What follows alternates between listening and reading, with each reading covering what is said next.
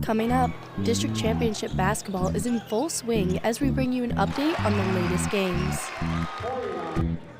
Plus a look into Southwest 2A and 3A wrestling regionals.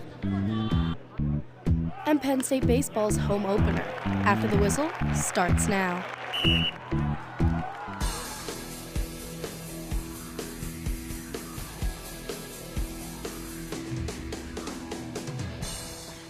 Hello, and welcome to After the Whistle. Our crews traveled all over District 6 to bring you the latest on high school basketball and wrestling.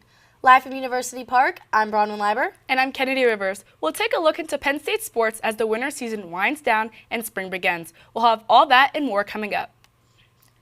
The Bishop Guilfoyle girls are reigning 1A state champs looking to run it back. The Lady Marauders faced off against the Lady Huskies Wednesday for 1A District 6 Girls Championship. Both teams jumped right into the action as Bishop Carroll's Emily Luco sank a three in the first 30 seconds of the game. Gorgeous shot there. The Lady Marauders responded quickly as Mary Hogg drove through the paint, putting up two for Bishop Guilfoyle. Both teams started off the second quarter tied at 18 as Gia Adams puts the Lady Marauders up by 3. Tied at the half 26-26, the students continued to bring the energy. Bishop Carroll fell behind late in the third as they tried to fight their way back with this block and steal as Adeline Myers took it all the way for 2. Bishop Guilfoyle kept the momentum as Morgan Ruggery makes a nice jumper, making the score 61-42.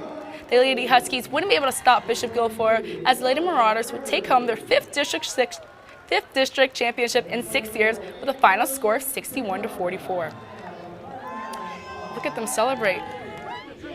The Bishop Guilfoyle boys faced off against Forest Hill last Wednesday for a 3A District 6 championship. The student section brought a ton of energy. The first quarter, Rangers led by 3, 10-7. Turin Consigo scores and draws the foul, game now tied at 10. Later in the first, it's 12-12. Nick Forrest gives 3, the BG the lead 15-27-12. What a strong take to the basket. A tough basket for Forest Hill as fourth quarter, Forest Hill leads by 6. Mago follows his missed scores and puts the Rangers up by 8. BG couldn't dig themselves out of that hole, and Forest Hill takes the District 6 3A championship. Both of these teams will make their way to the state tournament and play their first game on their home courts. Bishop Guilfoyle will play Bishop Kevin, and Forest Hill will take the Keystone Oaks. State College High School faced McDowell High School in the PIAA Sub-Regional Championship, battling for a spot in the state playoff bracket. The Little Lions started strong with a 3 once they got started, as you'll see here shortly, which allowed them to get the 11-4 lead after the first quarter. Here's that shot now. Shot and splash right there. So moving on, McDowell responded throughout the second by putting up 16 points, including a corner 3. Camden Kramer taking a 2017 halftime lead for his team. Moving on into the third, a steal led to a reverse layup by senior Charlie Yartz, keeping the score at a close 38-32. However, McDowell would have a dominant fourth quarter, stealing a 56-43 win and securing a spot in the playoff bracket. The Trojans will advance and host Central Catholic on March 8th. Evan Poches will now bring us the coverage of McDowell and State College. Evan? Thank you, Bronwyn. The McDowell Trojans had to travel more than 3 hours to State College on Friday to face the Little Lions, and both teams are pretty familiar with each other. McDowell and State College met last season in the 6A State Regional, with the Little Lions coming away with a close 48-46 win. Early on, it looked like this game was going to come down to the wire as well, with McDowell leading by 3 at the half. You know, we had plenty of good looks there in the first half, and they just didn't fall. We're a team of momentum, and I think you saw that tonight. We can score in bunches and just be patient with our offense, and it'll happen, and it did. In the second half, McDowell surged ahead. The Trojans played physical and tough defense, not allowing any easy State College buckets.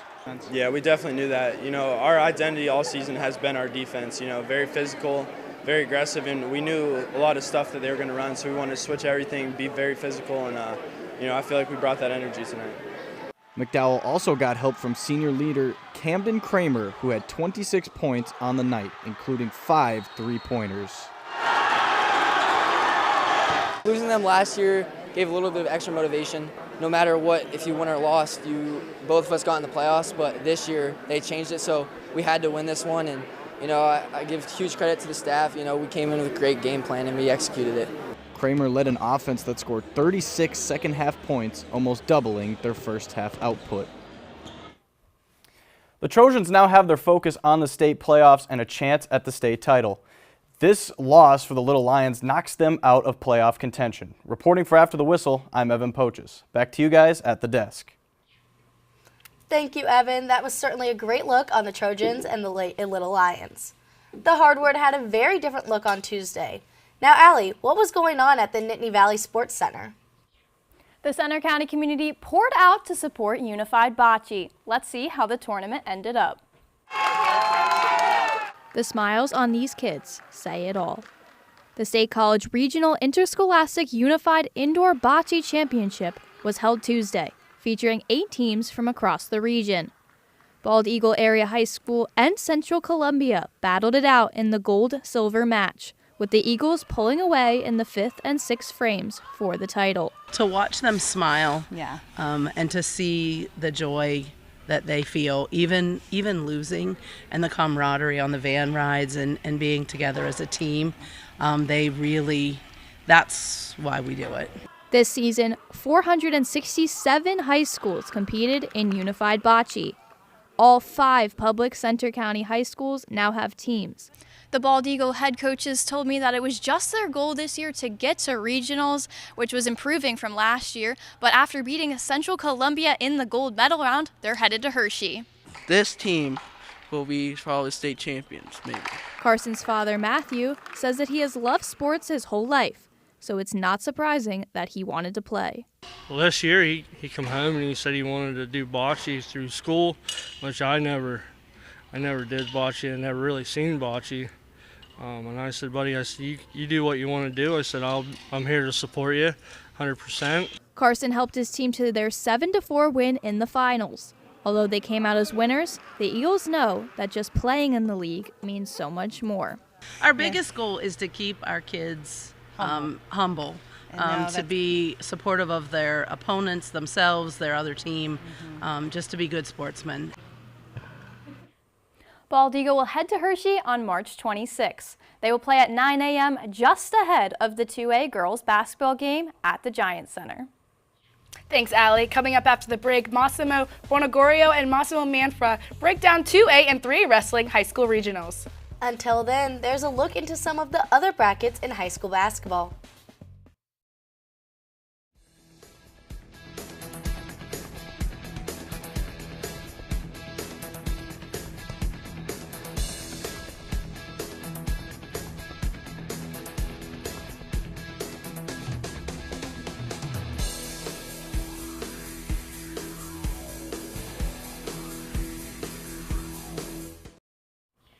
Wrestling regionals were this past weekend with a bunch of exciting matches and prospects to watch.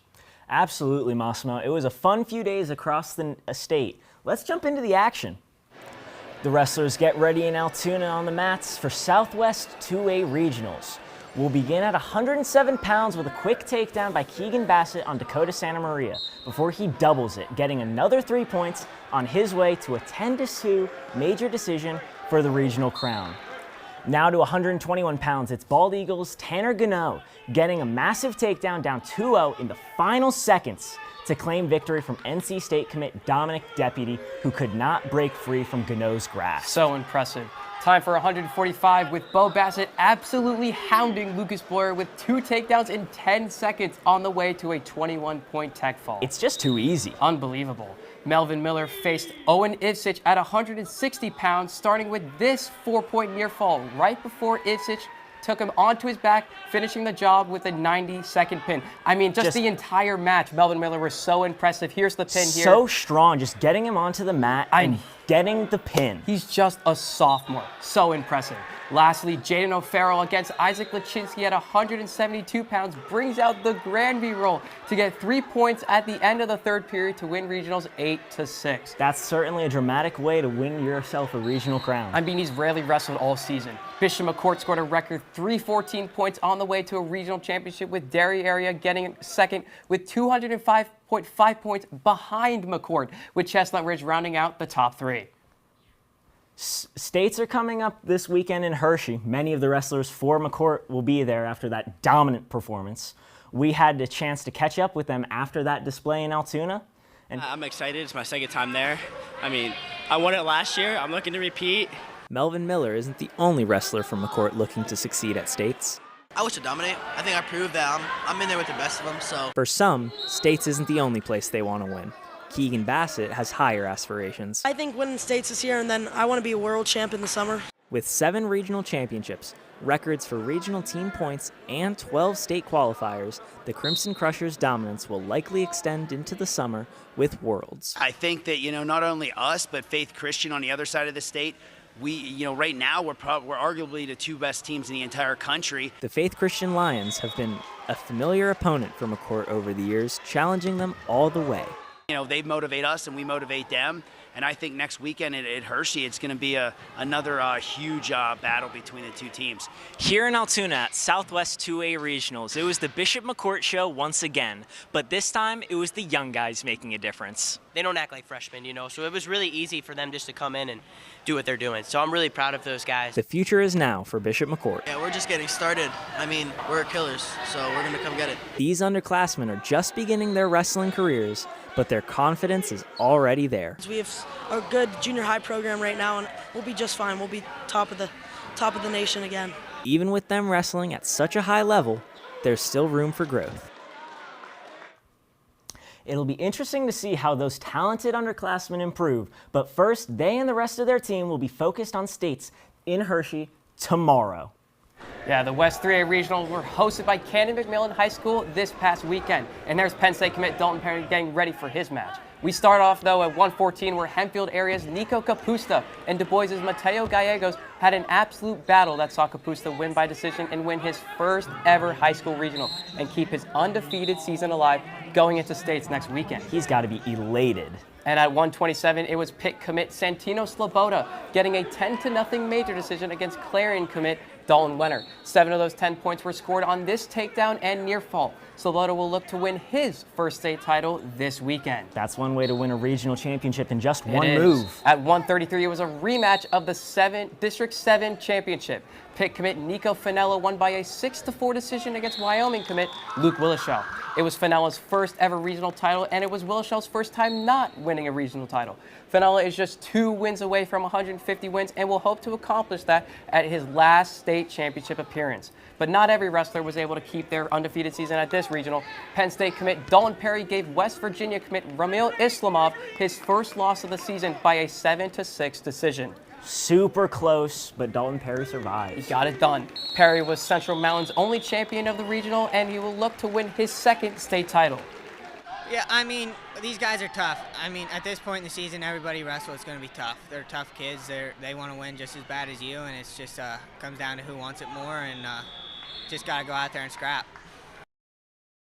Heavyweights, Penn State commit and State College wrestler Asher Cunningham getting ready for his title match at 172 pounds. At 160, it was Altoona's Lucas Sipes who got the win by an 8-1 decision over Connellsville's Lonzy Vielma. Sipes now has won 4 regional titles in high school. Sipes will look to win his first state title in his career next weekend in Hershey. The senior will be furthering his wrestling career at the University of North Carolina. And at 172, we've talked about him so much, it's Asher Cunningham with the most dominant finals performance of the night as he won by an 18-0 tech fall, not even giving up a single point against Pitt commit Bode Marlowe. Who's an incredible wrestler, but Asher Cunningham just shows his class. So dominant all season long. Cunningham was State College's only champion at the regional and will look to win his second state title of his career. I mean, I felt really good. I thought I moved good. I thought I wrestled good, and overall, I just got to replicate it at States next week. Just same stuff I've been doing, just getting good work in, just keep pushing the pace, just try to score more points every match. That's what I'm focused on. With regionals down, states are next on the dock. Can't wait. A ton of great bouts across the board, but for now, back to you guys. Thank you, Massimos. Coming up, we'll have the latest on Penn State men's hockey late run they've had this season. And highlights from Penn State's baseball opener, including Dollar Dog Night.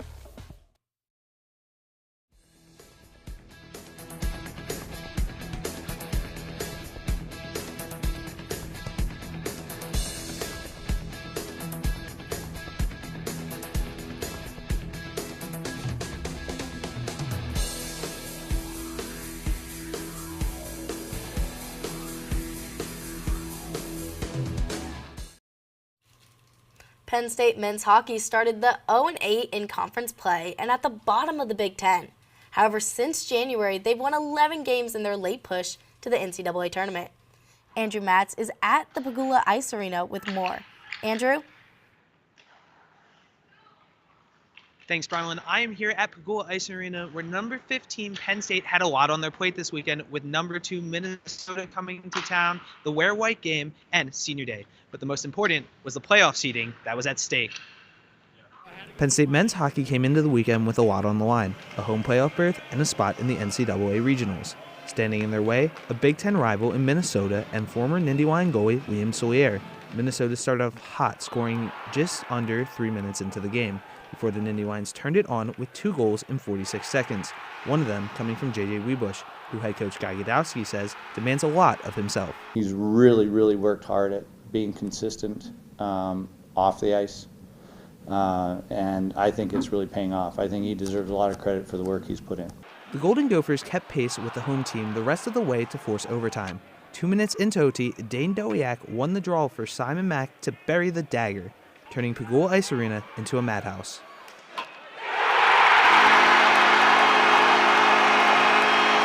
With the win, the Nindy Lions moved to 12th in the pairwise rankings. On a big night, it was capped off with Gadowski getting his 400th career win. Gads is unbelievable. His, the culture he instills in this program that he has instilled is second to none. He teaches his players how to be a pro, and obviously I can't say enough great things about him, so super happy for Gads. It's a great milestone for Gadowski, who has been with the team since 2011. The Nindy Lions would lose on Saturday night, dropping them to 14th in the pairwise rankings. Penn State looks ahead to the Big Ten tournament against Michigan on the road in the first round. The series has a lot riding on it for the Nindy Lions, who have struggled against the Wolverines this year with a 1-3 record. The lone win came in Yost Ice Arena, where the two will face off in Ann Arbor this weekend.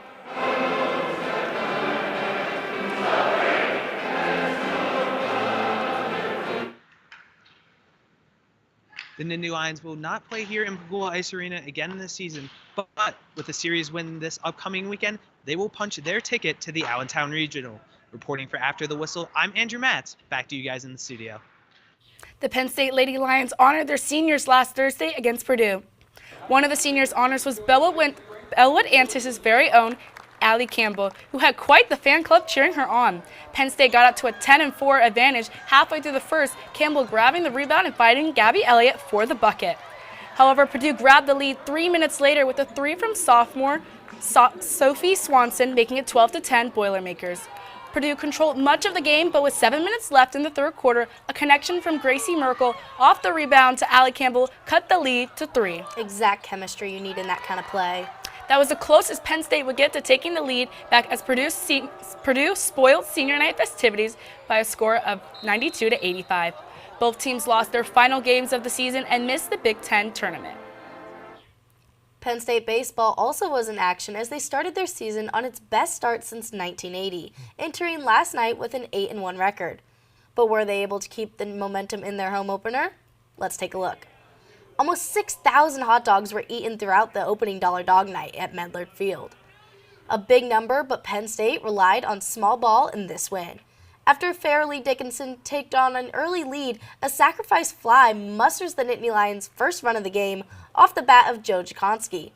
Game tied at 4 entering the 5th inning when Penn State would take their final lead on a passed ball that allowed Cole Mercado to steal one. Penn State leads 5-4, extending that later in the inning. The Knights closed the gap to 1, but Chase Renner closed them out with back-to-back strikeouts to secure the 7-6 victory for the Blue and White. Penn State advances to 9-1 on the season and will return to Medlar Field to take the open conference play against Indiana this weekend. This week had so much exciting action, there's just too much to choose from. Good thing Brian Portney did it for us. He has the top 3 plays of the week. Brian? After an exciting week of Penn State sports and high school championship basketball and wrestling, here are our top 3 plays of the week. At number 3, it's Simon Mack receiving the dump-off pass and firing it in off the post for the game winner in overtime, and he's getting mobbed by his teammates after helping pick up the big win over Minnesota. And at number 2, Jaden O'Farrell for Bishop McCourt loses his leg but uses a Granby roll to flip his position and earn the winning takedown for his first regional championship. Look at it right there once again. And at number 1, it's State College's Ty Salazar throwing it up to Charlie Yarts for the alley-oop dunk. Look at him right there, State College. The huge electric moment. From the rink to the mat to the court, we had some great plays for you this week. Back to you guys. Thanks, Brian. That's all for this week's show. Tune in next week for more coverage on District 6 and Penn State sports. I'm Kennedy Rivers. And I'm Bronwyn Leiber. For more updates on our show and coverage of games, follow us on X, Instagram, and TikTok at ATWPSU, and check out the Penn State Student Media website. We'll see you next week right here on After the Whistle.